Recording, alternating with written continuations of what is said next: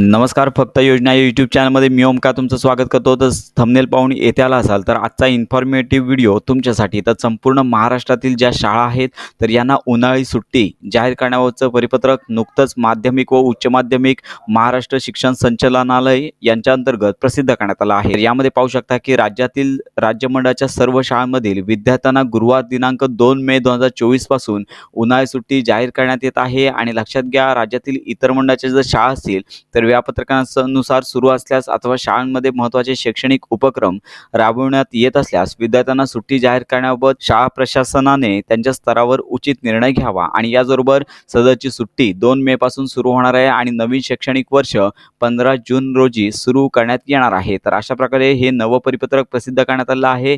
तर ही महत्त्वाची माहिती इतरांपर्यंत नक्की शेअर करा आणि योजनांसंदर्भात सर्व अपडेट्स मिळवण्याकरता आपल्या फक्त योजना या यूट्यूब चॅनलच्या कनेक्टमध्ये राहा.